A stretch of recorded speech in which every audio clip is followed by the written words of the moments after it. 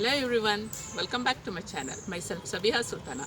In our previous video, that is in the impact of British rule in India, we have come across with the new system of administration and justice under British government and the introduction of English education, which had a good impact on the Indian youth.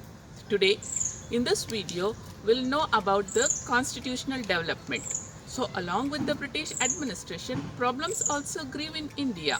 In order to alleviate all these things, the new system, that is bringing reformation in administration, had become very important.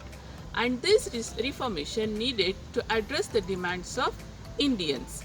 The British attempted to create different rules in the form of laws and tried to implement it. So these types of laws help the evolution of constitution. So today we shall study this attempt in brief. Let's get started with this. Chapter 3, Impact of British Rule in India, Part 2. So let us see the laws implemented during the rule of East India Company. The very first law is Regulating Act of 1773. Regulating means to control. This act was implemented to control the corruption in British government as many officers of the British become corrupt. After the implementation of Diwani rights in 1765, the greedy company officials misused this provision and became rich in a corrupt way. Corruption spiraled out. Edmund Burke, a member of the British Parliament, criticized the corruption in East India Company. He termed the tax paid received by the British government from the East India Company as a criminal tax.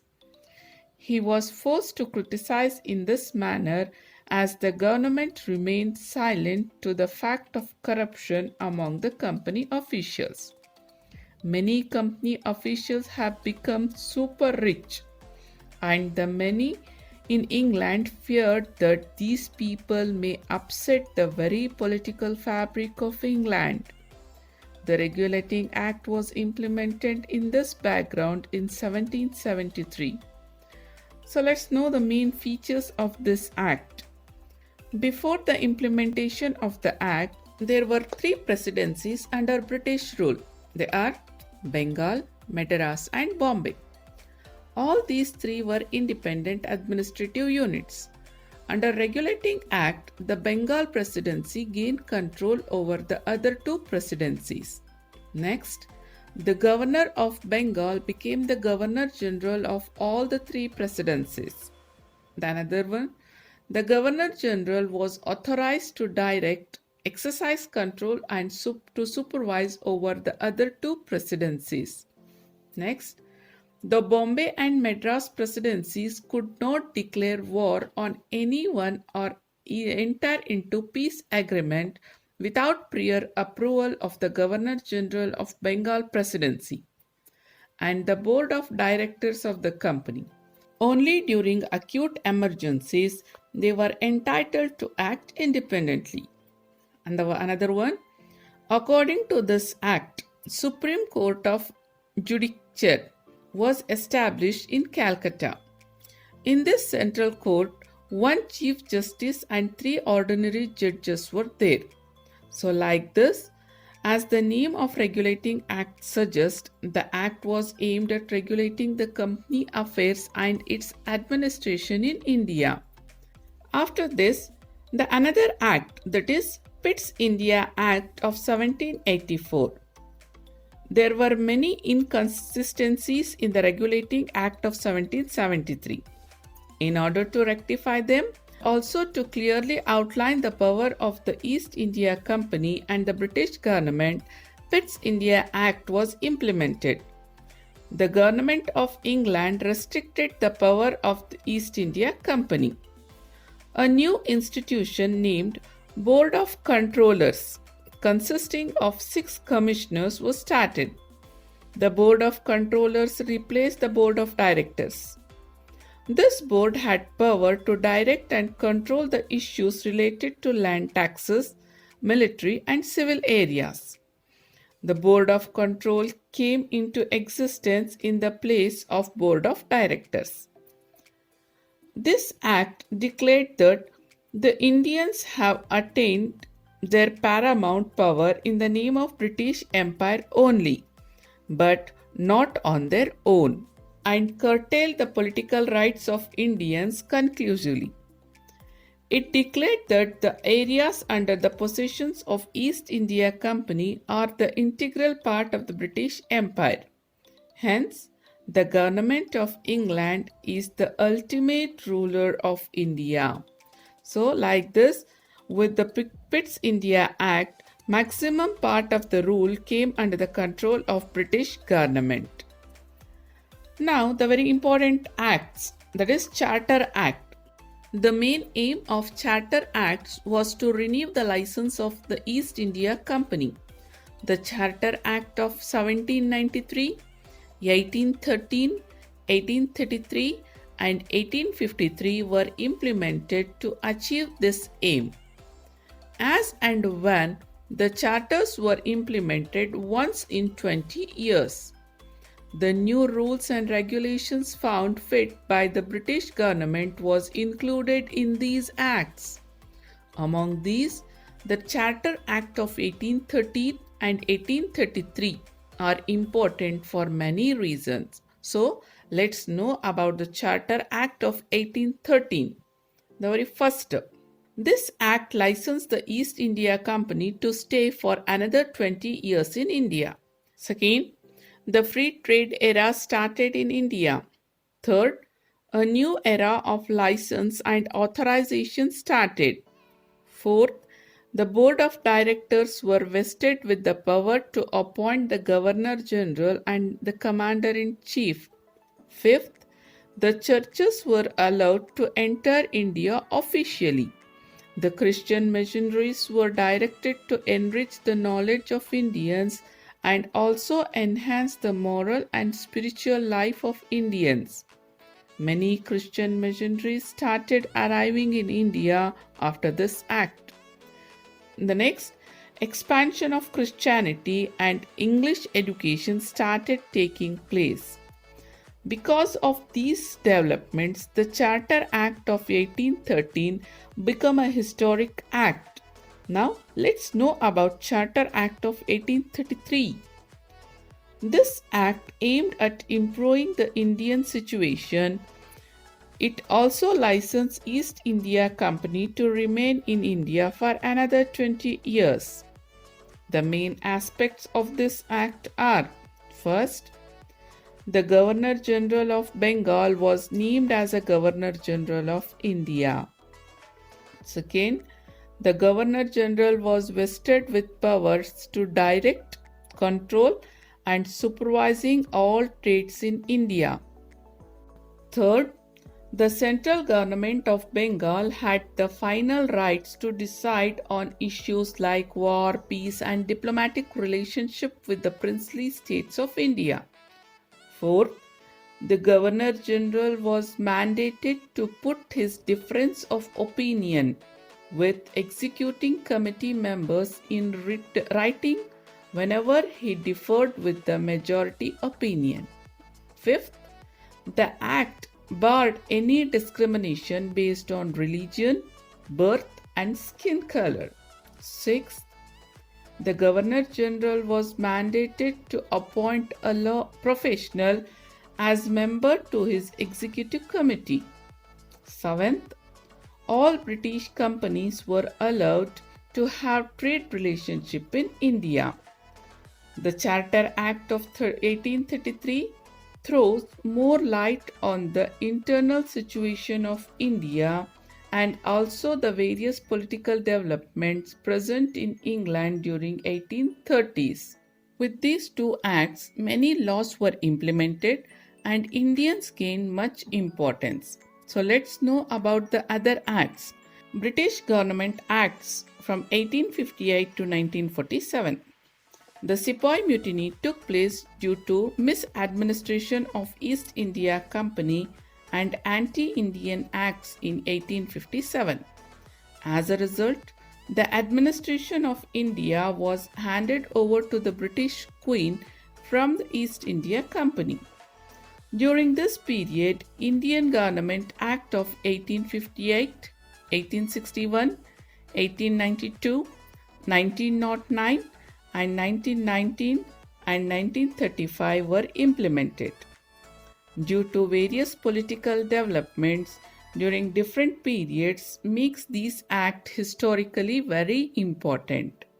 Very first is the Indian Government Act of 1858. This act needs to be understood in the backdrop of civil and military unrest that took place in 1857. The administration of India came under the direct rule of British government. The Queen of England, Victoria, announced that all-round development of India would be ensured by the British government on November 1st, 1858. Here, there are the followings are the important features of this act. First one, the license of East India Company was cancelled and India was brought under the direct administration of Queen. Second, the post of Governor General was changed into Viceroy. Lord Canning became the first Viceroy of India. Third, the new post called Secretary of State for India was created in the British government. The Secretary was part of British Cabinet and was responsible for the administration of India. Fourth, a Council of India was created in order to assist the Secretary in the administration. The Council had 15 members. So these are the important things took place in the Government Act of 1858. Now let's move towards the Indian Council Act of 1861. This is an important act that came into effect after the 1857. With this act, Indians were allowed to participate in the process of creating laws. In order to understand this aspiration of Indians, representation were given to Indians.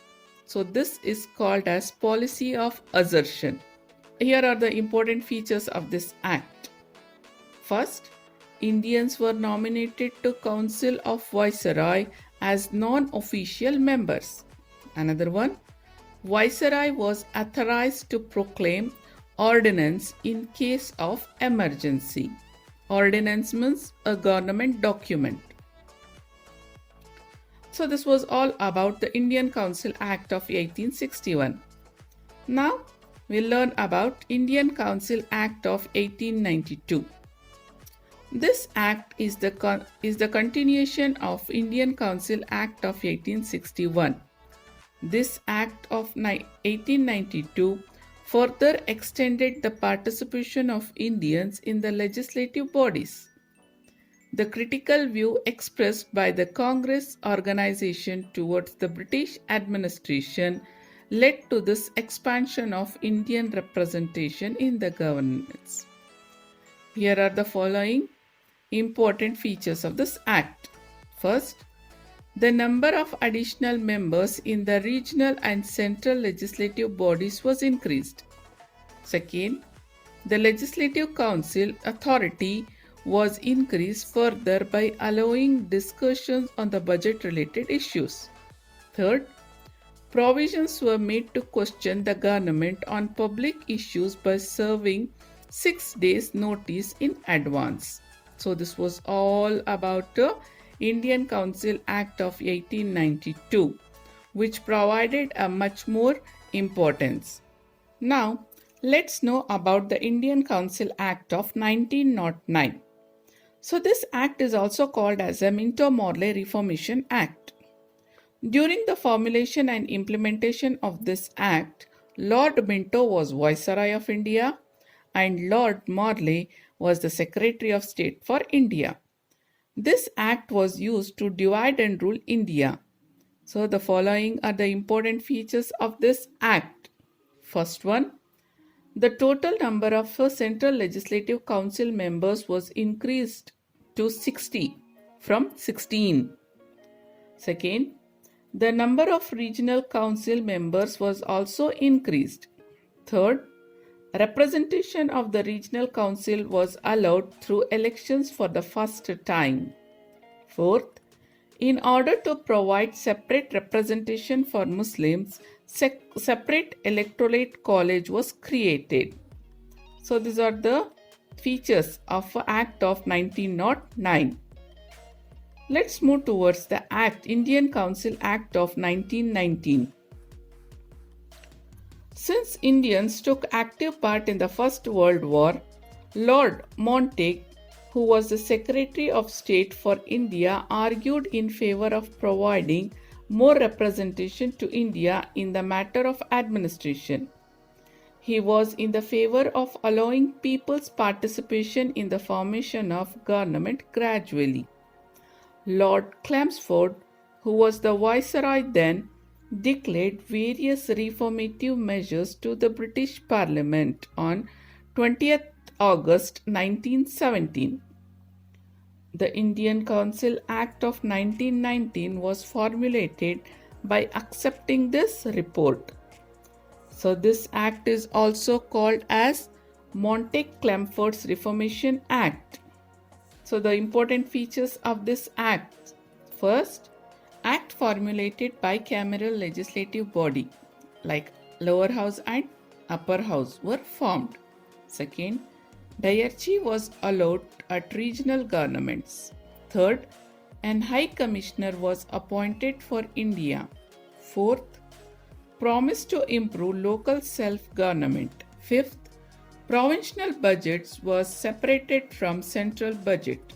Sixth, separate electoral college was extended for Muslims, Sikhs, Anglo-Indians and Europeans. So this was all about the Indian Council Act of 1919. Let's see about the Indian Government Act of 1935. This act acted as a base for the formation of Indian Constitution. The report submitted in 1928 under the leadership of Motilal Nehru was instrumental in the formation of the Act. Most of the provisions in the Indian Constitution are based on this Act. This Act allowed the formation of fully responsible government by Indians. This Act was applicable both to the Indian principalities and also to the British India regions. Here are the important features of this Act. First, a federal system of Indian principalities, British governed regions and Dominion states were formed. Second, Reserve Bank of India was established. Third, diarchy was established at the center. Fourth, diarchy was cancelled at the regional level and autonomy was granted. Fifth, the federal court was established. One should understand the various political developments that resulted in the formation of various acts that aided the formation of Indian Constitution.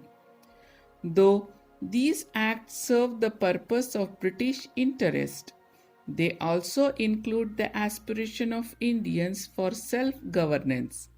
These acts should be understood as the results of struggle led by Indians for self-rule. So this was all about the impact of British rule in India, the constitutional development and the laws implemented by the British. To learn more interesting things like which brought changes in India socially and religiously, stay tuned and keep learning. Thanks for watching.